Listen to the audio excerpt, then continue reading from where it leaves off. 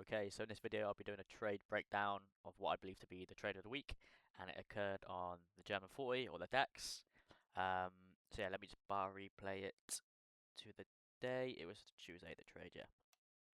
So I'm doing my analysis on the futures feed, so FDAX.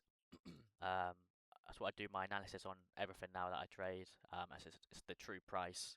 Um, there's less discrepancy going from like broker to broker on CFDs. So yeah, everything that any asset I trade, I use the futures feed basically. Um, so let me get you the trade up. So I screenshotted the dashboard on one of my accounts I took it on. So this was on an E8 500k funded account, which I'm risking 0.5% on. Um, so yeah, I banked just over 5R on the trade.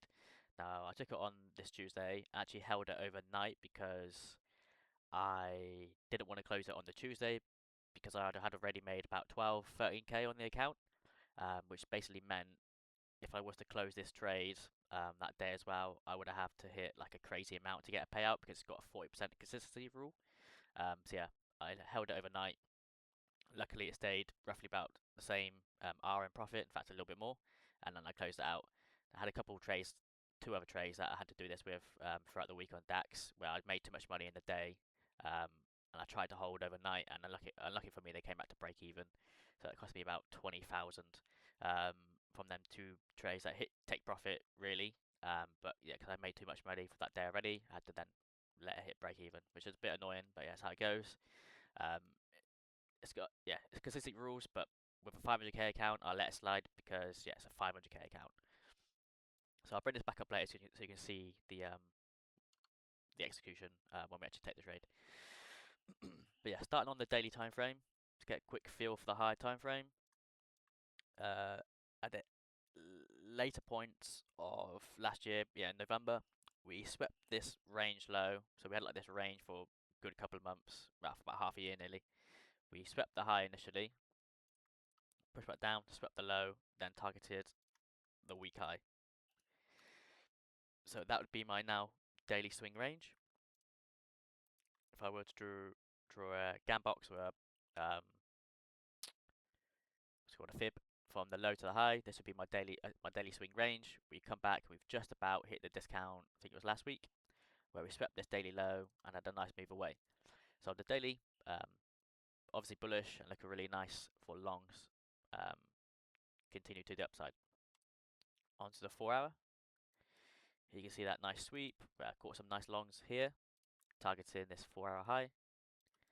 So in terms of my swing structure for the 4 hour, I've got this low down here, and then we printed the 4 hour high up here. Then for me, I took a short when we swept some liquidity here on the Monday. Took a nice 3R there, and my idea was to long once we saw this low and this low get taken out. So we've got like equal lows here. It's essentially like a demand zone. It's not the clearest on the 4 hour. On the 1 hour, it's a little bit clearer. Also caught a long here on when that occurred, so that was a long for us to this high up here.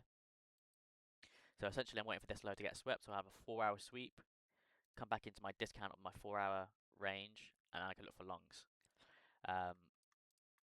If you also see here, we have a bit of a imbalance left in the market from here, and that also lines up on the 50-minute time frame where I had a low volume node from my volume profile.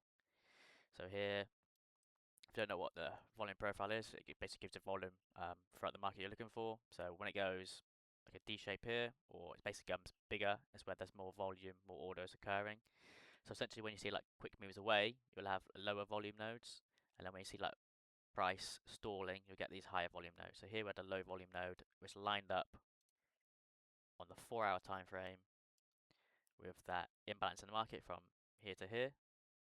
So if we round it back to that there, so that lines up. So it's a good chance that the market could come back in this area. Also with the liquidity then sweep coming back into here. So it was a really probable area for the market to come back. Again, also discount as well. So yeah, that's the 4 hour analysis. let's go down to the 15 again, and let's fast forward until the session starts, which is around about now. So we've come back into this old low volume node slash 4-hour imbalance. We've ran this 4-hour low. Now I want to see the market realign bullish on the 15-minute time frame. So I want to start seeing supply fail and or highs fail, so structure fail. So you start to see highs get taken out here. The market moves nicely away. Now there actually was a potential trade here that I could have taken. Would it have resulted in a break even because I would have been targeting 5R.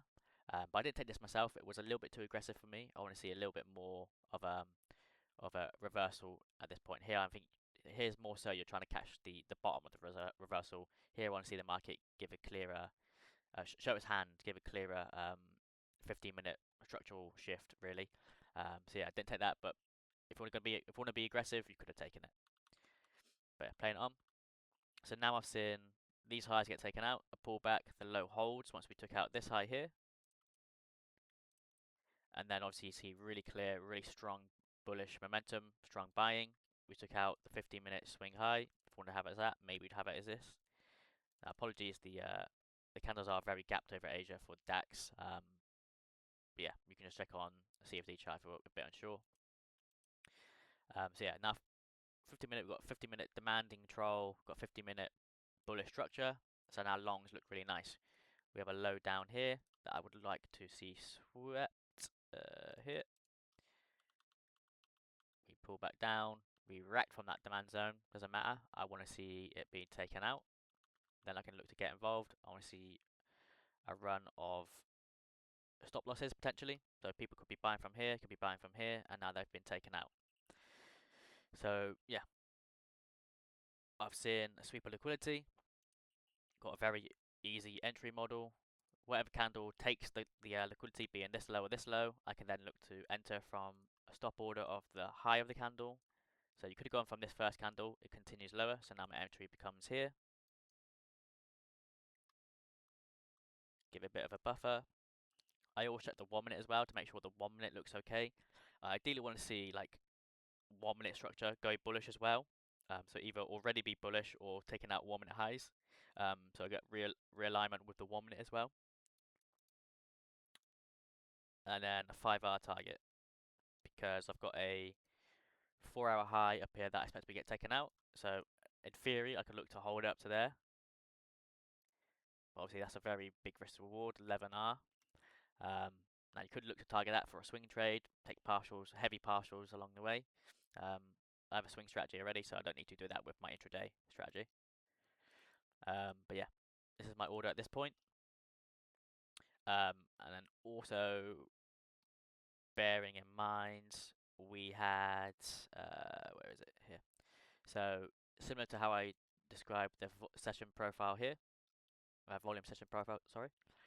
We have another low volume node here, not as clean, but you could basically say this whole zone from here to down here is a low volume node because you've got this big D shape here, a smaller lower volume node there, another D shape here, and then low volume node there. So you've got like a peak, a valley, another peak, and then a valley down here.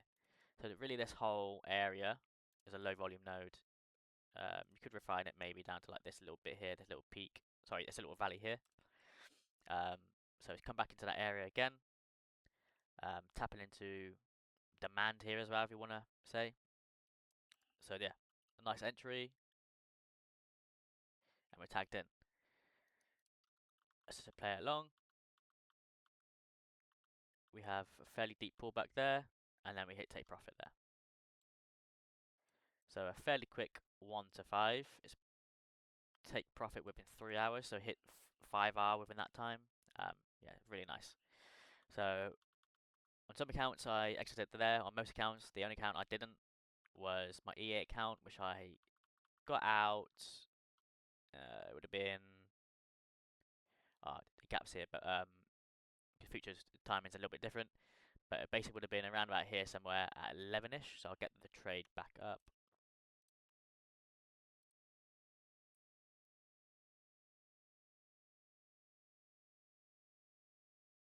So I closed it at 11:51 my time, so it's just after the rollover. Um, yeah, so the pricing wise is a little bit different because it's futures. So here it's in at 824. This one it is 772. I can show you a CFD uh, broker. So this is the candle that entered from here, and it's 773-ish. So yeah, there you can see there's a big difference in some pricing with indices, but this one lines up pretty much perfect with it. So yeah, that was the trade. It was a really, really good week for the DAX. Took a winner from that short, took a winner there, and I took multiple winners throughout the week, around about 20R-ish, I believe. Um, but yeah, this was my favorite trade.